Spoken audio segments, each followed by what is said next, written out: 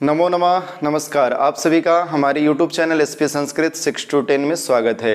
आज हमारे अध्ययन का जो विषय है संस्कृत में लिंग विचार अर्थात शब्दों का स्वरूप। लिंग शब्द का अर्थ होता है, इंग्लिश में हम इसे जेंडर कहते हैं। लिंग शब्द का अर्थ होता है प्रतीक। जिन शब्दों से पुरुष का प्रतीक हो, पुरुष का हम जिन शब्दों से पुरुष की अभिव्यक्ति हो उसे हम पुल्लिंग कहेंगे। जिन शब्दों के माध्यम से हमें स्त्रियों की प्रतीति हो, स्त्रीवाचक शब्द हों, वे हमें स्त्रीलिंग में देखेंगे। इन दोनों से जो इतर होगा उसे हम नपुंसक लिंग में प्रयोग करते हैं। आइए इस वीडियो के माध्यम से हम समझने का प्रयास करते हैं। देखिए, संस्कृत में लिंग यानी जेंडर। आज हम जिन शब्दों का अभ्यास करेंगे वे शब्द हैं अजंत शब्द। कौन से शब्द हैं? अजंत शब्द। ध्यान दीजिएगा, अजंत जो है वह दो शब्दों से मिलके बना है। इसमें पहला शब्द है अच,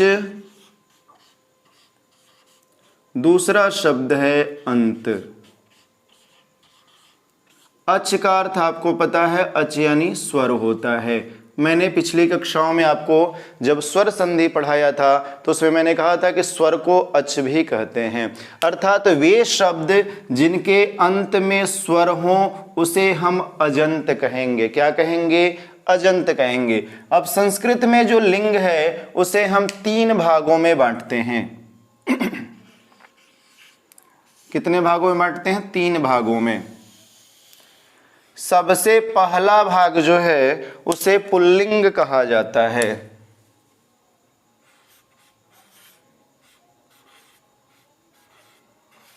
सबसे पहला भाग जो है उसे हम पुल्लिंग कहते हैं। दूसरे भाग को हम स्त्रीलिंग कहते हैं।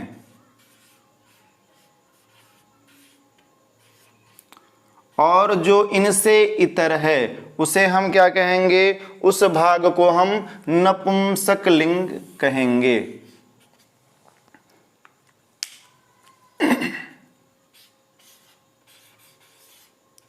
नपुंसक लिंग। अब समझने का प्रयास कीजिएगा। जिन शब्दों से यानी जो भी शब्द आप उच्चारण कर रहे हैं उससे यदि पुरुष का बोध हो, पुरुष की अभिव्यक्ति हो तो वह पुल्लिंग होगा। जिन शब्दों से स्त्रियों की अभिव्यक्ति हो यानी कहने मात्र से आपको समझ में आए कि यह किसी लड़की का नाम है, यह स्त्रीवाचक है, उसे हम क्या कहेंगे? स्त्रीलिंग कहेंगे। पुल्लिंग और स्त्रीलिंग दोनों से जो अलग होते हैं उसे हम नपुंसक लिंग के नाम से जानते हैं। आइए कुछ शब्दों के माध्यम से हम समझने का प्रयास करेंगे। आपने पढ़ा भी है। पहला शब्द है राम, दूसरा शब्द है रमेश, तीसरा शब्द है सुरेश। यदि आप इसमें विसर्ग लगाना चाहें तो विसर्ग भी लगा सकते हैं, कोई दिक्कत नहीं है। रामः, रमेशः, सुरेशः। दूसरे प्रकार के शब्द में आता है हरि, अगला है कवि, उसके बाद हम देखें तो रवि, इसके बाद देखिए साधु, भानु,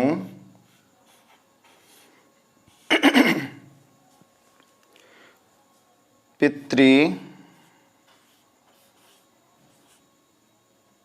और पितृ के बाद हम देख सकते हैं भ्रातृ। ध्यान दीजिएगा, आगे गो शब्द भी जो है इसी में आता है।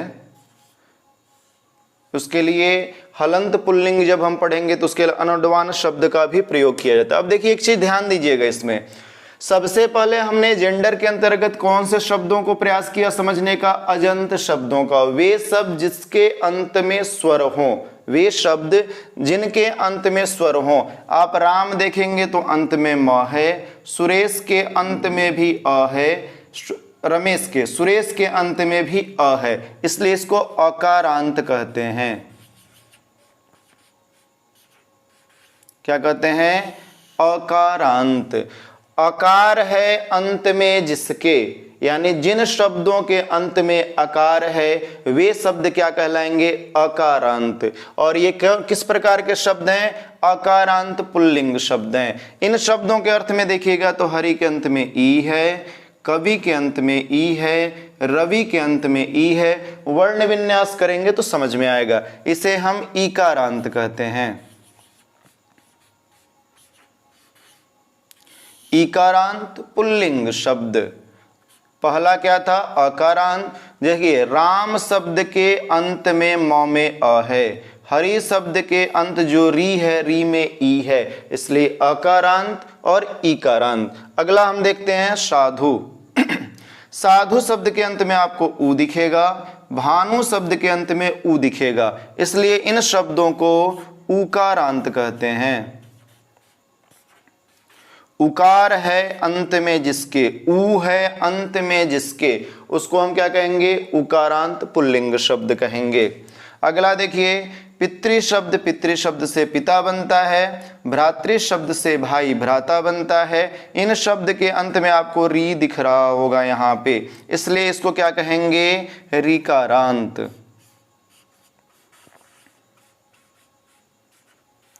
ऋकारांत पुल्लिंग शब्द। ये गो शब्द के अंत में ओकारांत है, तो ये ओकारांत पुल्लिंग शब्द है। ध्यान समझिएगा, अकारांत बहुत सारे शब्द हो सकते हैं। लड़कों के प्राय जितने भी नाम देखेंगे, अवधेश, सुरेश, महेश, दिनेश, रमेश, कुछ भी नाम देखेंगे सबके अंत में प्राय आपको अ दिखेगा। हरि, कवि, रवि, जितने भी शब्द इस प्रकार के होंगे सबके अंत में आपको ई दिखेगा। ये हो गए पुल्लिंग के शब्द। अगला देखते हैं स्त्रीलिंग का शब्द। स्त्रीलिंग के शब्द में सबसे पहला, जैसे किसी का नाम सीता हो सकता है, संगीता हो सकता है, सुशीला हो सकता है, किसी का नाम गौरी हो सकता है, किसी का नाम लक्ष्मी हो सकता है, किसी का नाम सरस्वती हो सकता है। और देखते हैं इसमें धेनु का अर्थ गाय ही होता है, धेनु, ठीक है, उकारांत में हो गया। उसके बाद हम देखते हैं मातृ शब्द है,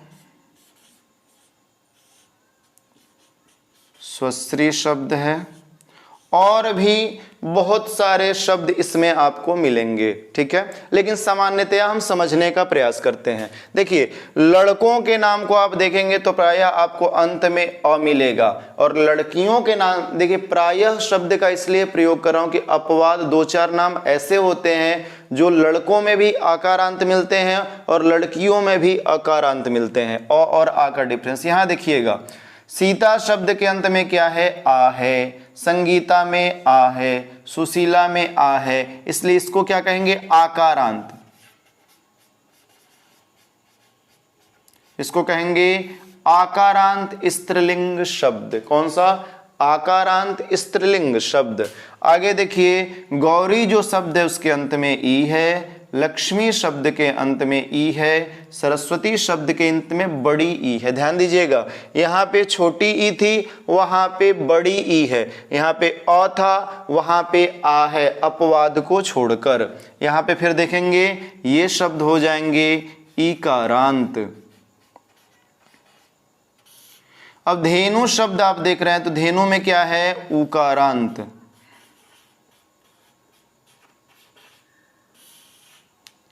और री की जो बात है, री पुल्लिंग और स्त्रीलिंग में एक समान ही होता है, इसमें बड़ा और छोटा नहीं होता है, इसलिए यहां रीकारांत ही बोलेंगे। अब मैं ऐसा क्यों बता रहा हूं, आपसे लोग ये भी पूछ सकते हैं कि पुल्लिंग में आकारांत शब्दों को बताइए। तो जैसे ही पुल्लिंग में कोई आकारांत बोले, इस प्रकार के रमेश, सुरेश, दिनेश, महेश, कुछ भी आप बोल सकते हैं। जैसे ही आपसे कोई पूछे पुल्लिंग ईकारांत शब्दों को बताइए, तो हरि, कवि, रवि, पुल्लिंग उकारांत शब्द साधु भानु, पुल्लिंग रीकारांत शब्द पितृ भ्रातृ, पुल्लिंग ओकारांत शब्द गो। स्त्रीलिंग शब्द में देखेंगे तो स्त्रीलिंग आकारांत, अकारांत वहां था, यहां आकारांत है, तो आकारांत में सीता, संगीता, सुशीला, संध्या, कुछ भी लड़कियों का नाम आप एक बार प्रयास करके देखें, सब में आपको प्रायः आ ही मिलेगा। ईकारांत लड़कियों का नाम देखेंगे जिसमें ई की मात्रा लगती हो तो आपको प्रायः बड़ी ई की मात्रा ही वहां पे आपको दिखेगी। आइए अगला जो है नपुंसक लिंग का शब्द देखें। तो नपुंसक लिंग में सबसे पहला जो शब्द है वो फल है, फल का फलम बनता है, पत्र है, पत्र का पत्रम बनता है, पुस्तक है, पुस्तक का पुस्तकम बनता है। ये अकारांत ही एक प्रकार से आप मान सकते हैं इनको, ठीक है। अगला इसमें इकारांत शब्द भी बहुत सारे आते हैं, जैसे है वारी, वारी यानी जल, वारी यानी क्या होता है, जल का प्रयोग। और देखिए इसमें दधि शब्द भी जो है नपुंसक लिंग संस्कृत में आता है, दधि यानी दधि, दधिनी, दधिनी बनता है। उसके बाद हम देखें उकारांत शब्द में तो मधु शब्द आता है। मुझे उम्मीद है आप इस प्रक्रिया को समझ पाए होंगे। संस्कृत में लिंग का जो निर्धारण है वो 3 प्रकार का है। सबसे पहला पुल्लिंग, दूसरा स्त्रीलिंग, तीसरा नपुंसक लिंग। जिन शब्दों से पुरुष का बोध हो उसे हम पुल्लिंग कहेंगे, जिन शब्दों से स्त्री का बोध हो उसे हम स्त्रीलिंग कहेंगे, जिन शब्दों से इन दोनों का बोध नहीं हो, इतर बोध हो, उसे हम नपुंसक लिंग कहेंगे। और उसमें भी आपने अलग अलग पार्ट में भी पढ़ा, पुल्लिंग अकारांत, इकारांत, उकारांत, रीकारांत और ओकारांत। उसी प्रकार स्त्रीलिंग में आकारांत, ईकारांत, उकारांत और रीकारांत। नपुंसक लिंग में भी अकारांत, ईकारांत और उकारांत। अगले वीडियो में हम हलंत पुल्लिंग शब्द, हलंत स्त्रीलिंग शब्द और हलंत नपुंसक लिंग शब्द पढ़ने का प्रयास करेंगे। आप सभी निरंतर मुझसे जुड़े रहिए, चैनल को सब्सक्राइब, लाइक और शेयर कीजिए। धन्यवाद।